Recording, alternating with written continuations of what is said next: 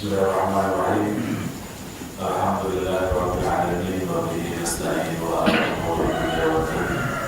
Wa sallallahu ala sayyidina Muhammad wa ala alihi wa sahbihi ajma'in. Awal itu adalah sekalian hadirin dan hadirat yang dimuliakan oleh Allah Subhanahu wa taala, kita syukur kita panjatkan kehadirat Allah Taala atas limpahan karunia dan nikmat yang tiada terkira. Ini salah satunya di luar ke dalam. Di dalamnya enggak? Soalnya ke dalam. Yang di luar atau di dalam?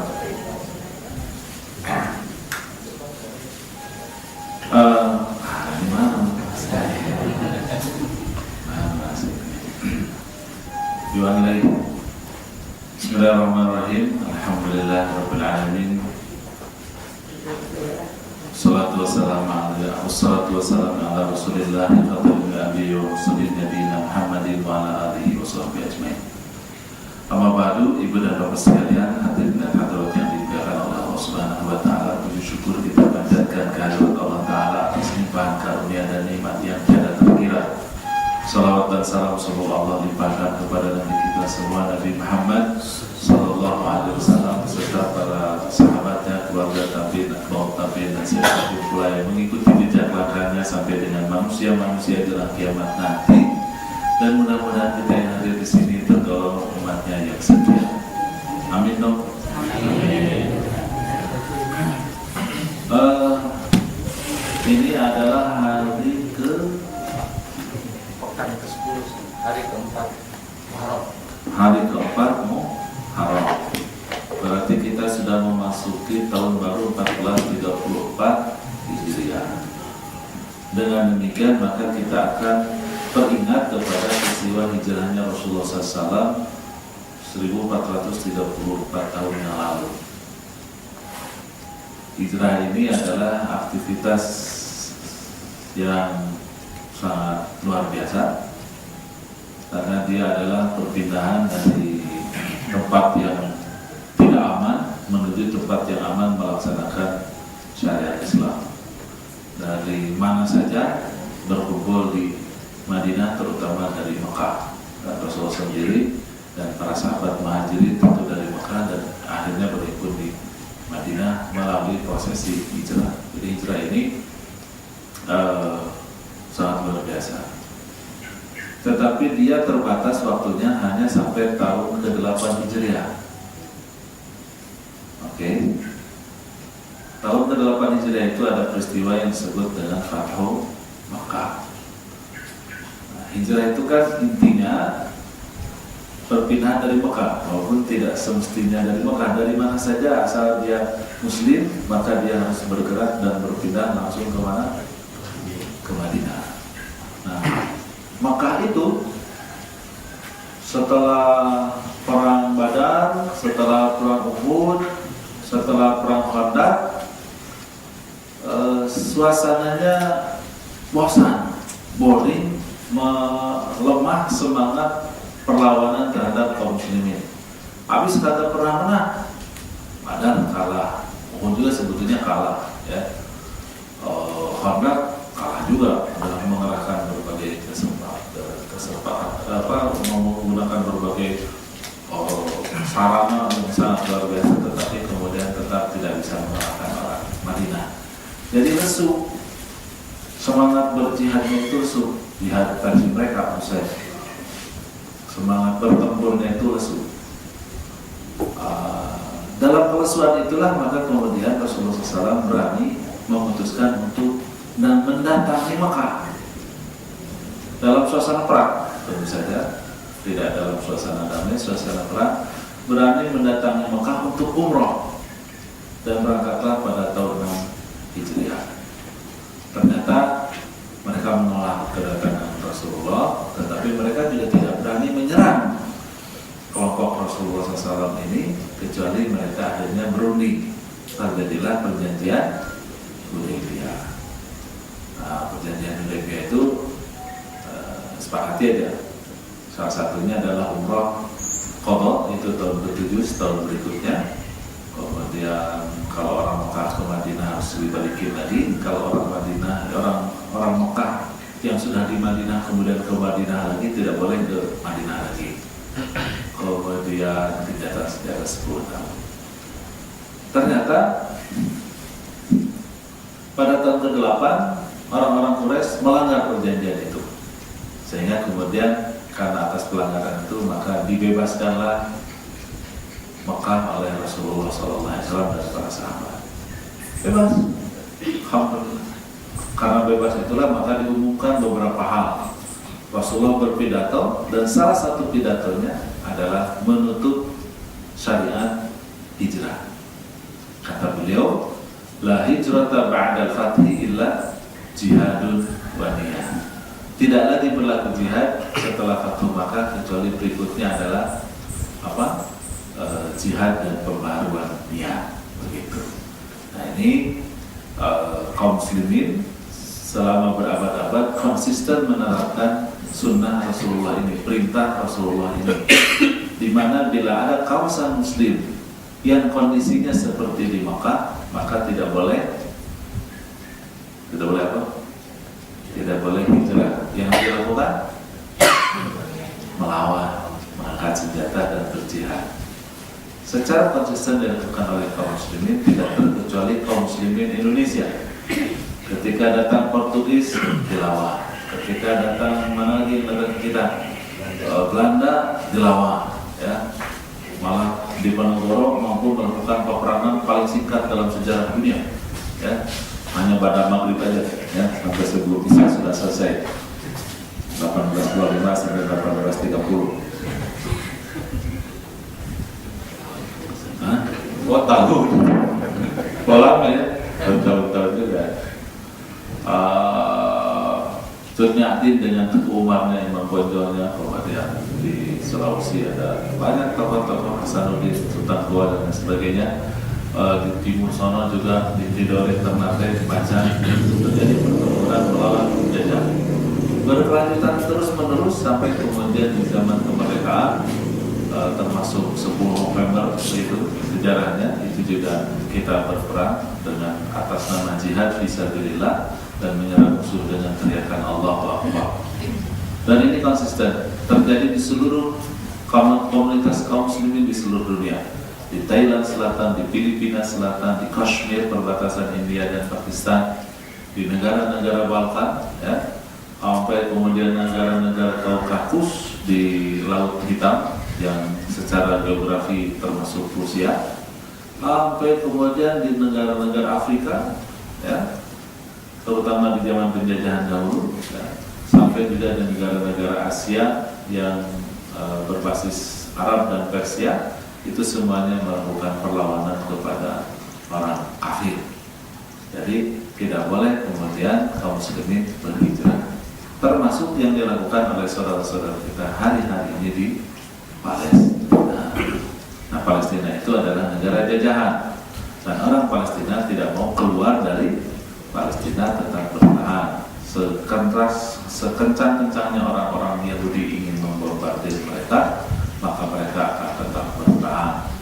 Dan kemudian kalau kita lihat catatan sejarahnya di era modern, di era Hamas, setelah digagas oleh Syekh Ahmad Yassin dan digerakkan Intifadah pada tahun 1987, kita lihat sampai dengan hari ini, mulai awalnya dari kerikil, ya, sekarang sudah mulai permainannya sudah sampai dengan roket, dan roket terakhir bisa mencapai ke Tel Aviv. Sekarang ada 75.000 pasukan akan dikirim oleh Netanyahu ke Gaza, dan kata juru bicara Institut Al-Qassam memperingatkan kepada Yahudi, jangan banyak-banyak kasih tentara, jangan banyak-banyak kirim tentara, karena Gaza tidak cukup untuk melawan tentara kalian. Jadi siap dikalahkan, itu maksudnya, ya. Jadi kasihan, gitu, nanti kan kawanannya nggak dikasih makan, begitu. Jadi kalau mau kirim pasukan ke Gaza sedikit aja, ya, kalau kawan masih tertampung gitu di penjara-penjara Gaza. Ini kejadian sekarang sudah 4 hari ini penyerangan terjadi, dan perkembangan politik juga sudah relatif percepatan pemenangan kaum muslimin di Palestina. Tinggal mungkin kita diuji kesabaran karena Presiden Amerika terpilih juga bingung, ya, bingung, galau begitu kira-kira. Karena dia bingung. Kemarin konon sudah menelpon Netanyahu, karena Netanyahu menunggu ditelepon oleh Obama dan akhirnya ditelepon. Teleponnya menyatakan dukungan penuh 100% Amerika terhadap Israel. Jadi di Amerika itu presidennya Obama atau yang lain sama aja, ya, mendukung Israel. Walaupun kalau dibandingkan dengan Romney, Obama ya lebih baik dikit lah, gitu ya. Karena sehingga menangnya juga menang tipis kemarin. Inilah yang kemudian kita saksikan di awal tahun 1434 Hijriah. Semoga Allah Subhanahu wa Ta'ala menjadikan suasana yang duka pilu, karena sudah ratusan orang terluka, kalau tidak salah 65 korban syahid, 300-an lebih terluka. Tapi saya katakan perkembangan politik memang luar biasa. Perdana Menteri Tunis, Perdana Menteri Mesir, dan salah satu Emir Qatar itu sudah hadir ke sana. Dan ini tentu adalah tamparan keras kepada negara-negara Arab yang menjadi boneka Amerika. Kalau kita cermati, kalau Anda sebagai pegiat sosmed, sosial media, kan di sosial media juga teman-teman dari liberal itu juga sibuk membahas Palestina ini, ya. Ya, walaupun hashtagnya bukan Pray for Gaza, ya, tapi ya hashtagnya apa lagi? Artinya menunggu pertempuran atau menunggu perang antara Mesir dan Israel, itu yang kemudian ditunggu oleh mereka, ya. Dan perkiraan mereka kalau itu terjadi, maka dukungan publik terhadap presiden sekarang akan turun. Dan Israel juga sebetulnya dalam perkembangan terakhir ingin menjadikan memecah Palestina sebagaimana dilakukan oleh Yahudi juga begitu sekian tahun lalu, awal abad 20, ketika memecah Turki menjadi 3 wilayah. Ada Iraknya, ada Turkinya, Kurdi maksud saya, bukan Turki, Kurdi. Ada Kurdi di Irak, ada Kurdi di Turki, dan ada Kurdi yang kalau tersebut lebih kecil tapi dominan juga lumayan, itu adalah di Syria. Jadi dipecah menjadi 3 wilayah sehingga Kurdi sampai hari ini tidak bisa mempersatukan diri. Mereka selalu berselisih karena dipertarungkan dengan 3 negara. Ini kira-kira Palestina kalau kondisinya agak melemah begitu, kalau nanti tanda petik gitu ya, Yahudi itu kalah gitu, itu jangan kemudian Palestina menang. Bagaimana Palestina tetap kalah juga. Maka kemudian mereka mencoba membuat 2 front, yaitu Gaza difrontkan dengan Mesir. Jadi memang memancing pasukan pasukan Mesir datang ke Gaza yang kemudian menjadi front. Jadi nanti frontnya adalah antara Israel dan Mesir. Kemudian berikutnya dibikin front berikutnya adalah tepi barat di Fatul Gharbiyah, itu nanti difrontkan dengan Yordania. Dan sekarang juga sudah diprovokasi sedemikian rupa. Raja juga lagi bingung karena raja secara politik juga lagi melunak, ya, di negaranya, dan dengan pelunakan sikap raja kepada masyarakatnya berarti dia harus berani berhadapan dengan Israel. Dan ini dipaksa diprovokasi di Fatul Gharbiyah melalui Fatah tentu saja, karena jelang penyerangan ke Gaza ini di Fatul Gharbiyah itu penangkapan terhadap tokoh-tokoh Hamas terjadi, tetapi bukan oleh Yahudi, tetapi oleh polisi otoritas Palestina di sana yang dikuasai oleh Fatah, ya. Dan pincar, ya, sebetulnya sangat pincar, cuman di media tidak nampak. Kalau ke saya datang informasi karena beberapa teman di Fatul Gharbiyah masih rutin mengirim email ke saya berkaitan dengan apa yang terjadi di Fathul Bari. Nah, ini dua front ini yang kemudian yang akan diciptakan oleh Yahudi sehingga kemudian konsentrasi dunia Arab terpecah dan seterusnya dan seterusnya. Saya yakin Allah Subhanahu wa Ta'ala akan senantiasa bersama para mujahidin selama para mujahidin itu sabar, ya, kokoh, tetap berpegang teguh kepada tujuan semula lillahi ta'ala, pembebasan Palestina bagi kita kaum muslimin, tidak hanya bab penentuan hak-hak asasi manusia, tetapi lebih dari itu bahwa kita ingin menjadikan Palestina sebagai wilayah merdeka, menjadi wilayah yang bebas didatangi dan dikunjungi oleh kaum muslimin di seluruh dunia, agar kita bisa rukuk dan sujud di salah satu masjid yang pernah menjadi kiblat pertama umat Islam, di mana Rasulullah SAW mi'raj dari sana, Isra dan Mi'raj di sana, dan ini adalah Masjidil Aqsa, gitu ya. Mudah-mudahan tidak terlalu lama lagi Pak Hasan bisa segera ke Al-Quds dan memimpin sholat di sana. Atau minimal sebelum ke Al-Quds bisa menjadi imam Masjidil Haram dulu. Artinya waktu umroh kemudian setelah ada baru datang. Ya pokoknya jadi imam aja lah. Imam masbuk.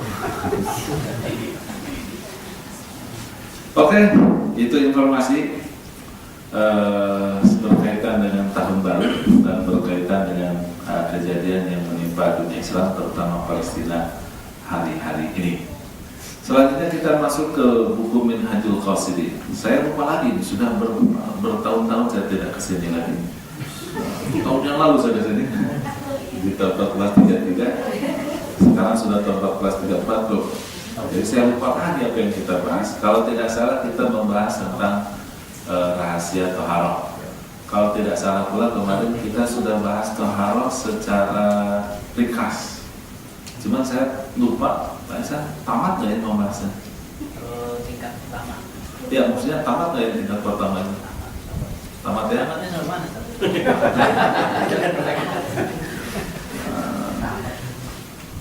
Nah, untuk tingkat kedua, ketiga, keempatnya nanti ada pembahasan khusus masih di buku ini di bab lain, ya. Sedikit. Saya lupa lagi nyari apa yang mau direview.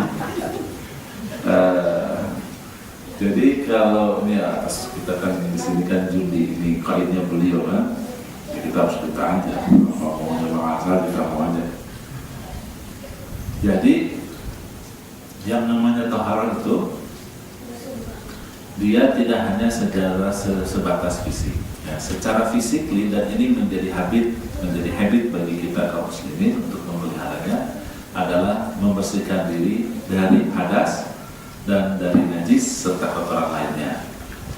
Berkaitan dengan hadas dan najis ini tidak lain dan tidak bukan syarat dari sahnya sholat. Apa yang disebut dengan hadas adalah kejadian yang terjadi pada seseorang yang dengan kejadian itu tidak sah sholatnya, baik itu hadas kecil atau hadas besar. Hadas kecil itu meliputi kentut, kemudian BAB-BAH, kemudian hadas besar hadas kecil itu bertaharahnya dengan cara berwudu. Selanjutnya adalah hadas besar, yaitu kejadian yang dengan kejadian itu tidak sah sholatnya kecuali dia bertaharah dengan cara mandi, tidak dengan wudu. Dan itu hadasnya terdiri dari khurujul mani, keluarnya mani, kemudian senggama, jima, kemudian keluar haid dan keluar darah nifas bagi perempuan. Jadi 1, 2 laki dan perempuan, 3, 4 khusus untuk perempuan saja. Dan itu dengan cara mandi. Ini yang disebut dengan hadas. Kemudian berkaitan dengan najis. Najis adalah sesuatu yang bila menempel pada tubuh, pada kain, pada pakaian atau pada tempat salatnya, maka tidak sah salatnya sampai diizalah, sampai ditoharah, dibersihkan, disucikan dari najis itu.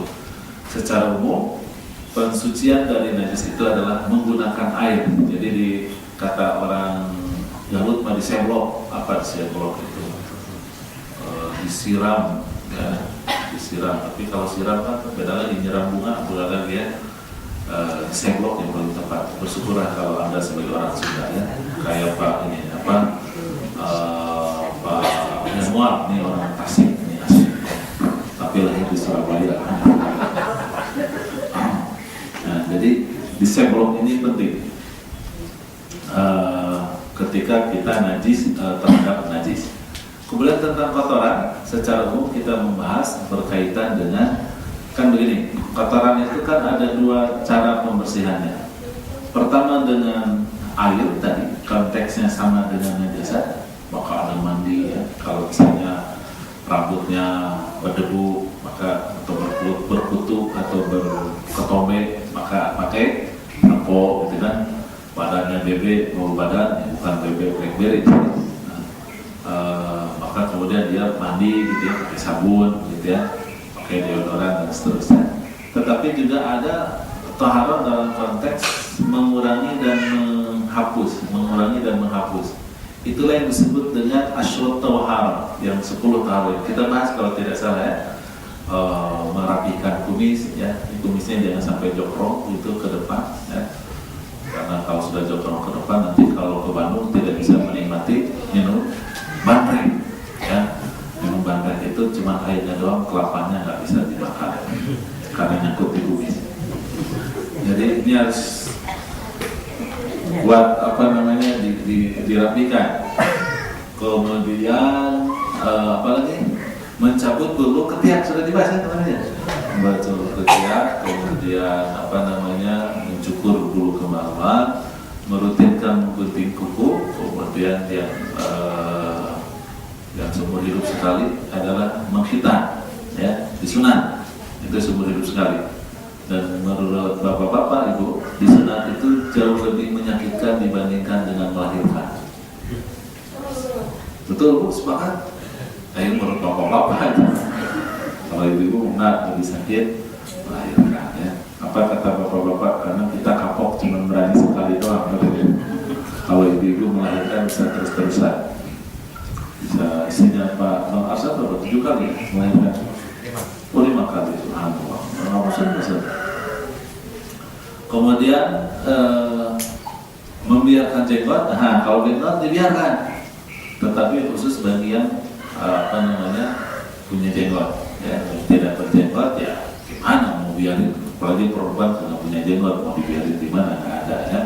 Atau rata-rata orang Melayu juga tidak berjenggot ya, gimana mau dibiarinnya juga ada. Soalnya kalau yang sedikit itu saya juga masih bingung, itu kategorinya jenggot atau akar gigi, itu masih bingung.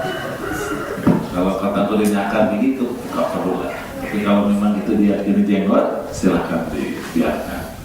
Hanya dibiarkan tetap harus ditermati dengan beberapa hal. Nah, ini adalah konteks taharah yang secara fisik, yaitu dari hadas tadi dengan wudu dan mandi, kemudian najasah dengan disiramkan air dengan izalatul najasah bil ma.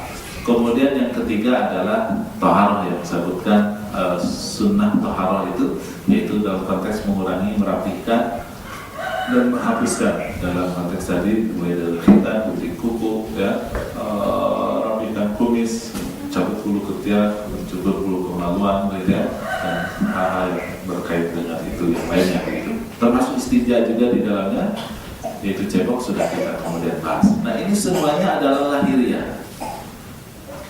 Lahiriah, dan itu merupakan sekali lagi adalah taharah jenis pertama ya. Kita pahami bahwa ada jenis yang kedua, yaitu mensucikan diri dari dosa dan kesalahan. Nah, ini tentu bukan lagi bersifat fisik, tetapi sudah bersifat ruhiyah, spiritual. Kemudian mensucikan diri dari akhlak tercela dan kehinaan-kehinaan yang dibenci oleh Allah Subhanahu wa Ta'ala. Dan terakhir yang keempat, puncaknya yang disebut dengan taharah, membersihkan hati kita yang paling dalam dari syirik dan memastikan untuk bertauhid hanya kepada Allah Subhanahu wa Ta'ala. Itu ya poin penting. Tetapi poin-poin berikutnya 2 sampai dengan 4 kita akan bahas di bab khusus nanti masih di kitab ini. Selanjutnya yang kita akan bahas adalah tentang sholat. Perlu difahami oleh kita semuanya bahwa yang namanya sholat adalah ibadah utama dia masuk kepada rukun Islam. Rukun Islam ada berapa? 5 apa? 5 rukun ibu. Jadi 5 perkara, 5 rukun. Nah, perkara di pengadilan ibu. Orang Medan juga menjadi masuk Islam bu, gara-gara Islam 5 perkara katanya. Aduh sudah saya mah nggak mau masuk Islam. Kenapa kok? Kata si ustaznya itu. Habis katanya kemarin 1 perkara habis 2 miliar. Kalau ini Islam 5 perkara. Jadi rukun Islam ada berapa? 5 apa? 5 rukun. Nah, itu benar. Ngomong perkara. Namanya mau ke pengadilan. 5 rukun. 5 rukun ini yang pertama adalah mengucapkan 2 kalimat syahadat. Yang kedua adalah tuqimas shalah atau iqamatus shalah dalam hadis yang lain. Kau dirikan salat atau pendirian salat, iqamatus shalah. Ketiganya adalah ita'iz zakat, penunaian zakat. Keempat, shaum Ramadan, berpuasa di bulan Ramadan. Dan yang kelima adalah tahajjud baita in istata'ta ilaihi sabila, kau menunaikan ibadah haji ketika kau memiliki kemampuan. Nah, yang nomor 2 itu adalah tentang sholat.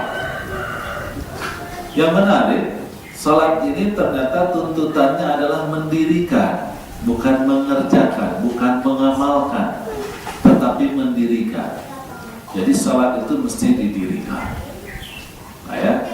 Jadi itu menunjukkan bahwa sholat tidak sesederhana yang kita bayangkan. Secara syariat saja, kalau kita mau sholat, kita harus memiliki 5 pengetahuan dasar. Jadi harus 5 pengetahuan yang kita kuasai agar kita bisa mendirikan sholat. Itu kalau kita lihat dari sisi syariat. Pertama adalah tentang syarat, yaitu ada 4, yaitu taharah, apalagi menutup aurat, menghadap kiblat, dan tepat waktu, itu sesuai waktu. Kemudian yang kedua adalah rukun sholat, dan rukun sholat ini ada 3 balik atau 13 itu apa? Niat, takbiratul ihram, Fatihah, Fatihah, ruku, terus i'tidal, terus sujud, terus duduk antara 2 sujud, sujud kedua, duduk tasyahud, kemudian 10 membaca tasyahud, nomor 11 membaca sholawat, 12 salam ke kanan, karena ke kirinya sunnah, dan yang ketiga balik adalah tartib. Jadi urutannya jangan dicek celok, ya, jangan dari sujud langsung sujud dulu kemudian takbiratul ihram, susah, atau habis ruku langsung sujud, nggak boleh, harusnya tidak dulu. Nah, ini urutan yang tadi itu tartib namanya. Itulah yang disebut dengan rukun salat. Yang ketiga, dia harus mengenal sunnah salat. Nanti sunnah salat itu terbagi kepada 2, ada sunnah ab'ad, ada sunnah hay'ah, itu beda. Kemudian berikutnya ada makruhat. Yang dimakruhannya apa aja? Harus mengerti. Misalnya menatap ke atas itu makruh. Merem, sholat merem, makruh. Ya. Kalau lagi pengajian merem, nikmat. Kalau kita tadi merem itu nikmat, subhanallah, itu anugerah, ya. Karena di rumah nggak bisa tidur, kalau pengajian udah sekali tidur, insyaallah.